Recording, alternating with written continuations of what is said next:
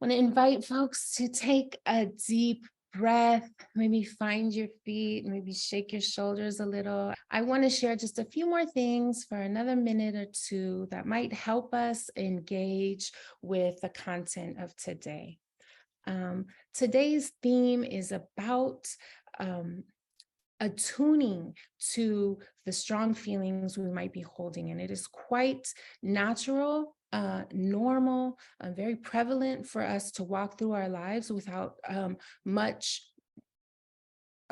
insight into the strong feelings that we hold. And that definitely can impact how we see the world, how we feel the world. And so today we want to create space for understanding activation. As our dear friend Shirley Johnson says, a sacred teacher, right? And so activation, we might think about synonymously with triggering, but I want to bring a little more spaciousness to the way we view activation. Activation can be a teacher. It can be a information that can really guide incredible healing and lead us to joy and increased presence and wellness. And so it is a physical or emotional response to something that we might identify as a threat, and that might be happening consciously or subconsciously. And so I want to bring this definition into the day and allow you to think about your relationship with activation, your relationship with strong emotion and feeling.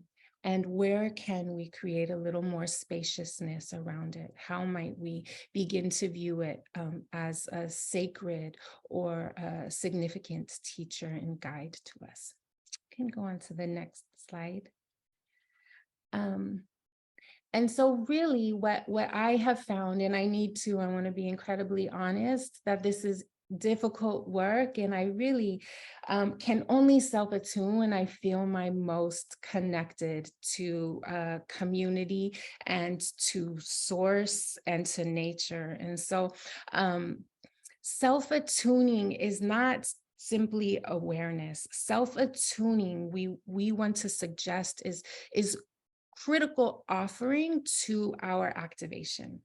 And it is bearing witness to our own experience compassionately, our own experiences, even our stories with compassion, free from judgment or shame or labeling, or even expectation.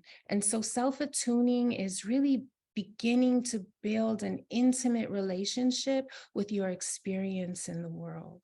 Whereas awareness might be a noticing, right? Oh, I feel that pain in my lower back. Self-attuning is moving in closer and asking, what is that pain here to teach me? What is it needing from me? What might I offer it to create some soothing? And sitting with it and acknowledging it on a deeper level and the many layers of it is really important to our work and our ability to show up for ourselves and others. And so can go on to the next slide, of two more slides before we hand it over. I want to just share, and this is probably common knowledge to many of us, but there's incredible danger in ignoring our activation, in minimizing our activation, or quickly labeling it or mislabeling it without becoming that compassionate witness to it. And so we find that we might often operate from our stress response or a trauma response. And we know the grave danger in walking through life in fight, flight, fawn, or freeze mode. Right? It limits our ability to be open to the incredible vastness of our experience in the world around us. It prevents us from really getting creative in our problem solving. And it provides tremendous physical distress and pain to us, right? It leads to burnout and illness. It also distorts our sense of self-efficacy. I've been an educator for about 19 years. I've worked in various capacities as a teacher and administrator and a school-based therapist. And I know that when I am feeling like disconnected from myself and my own experience, and when I don't create the spaces to really understand and sit with what is happening for me as I meet the needs of others daily, my sense of self-efficacy can become incredibly distorted and is a fast track to burnout.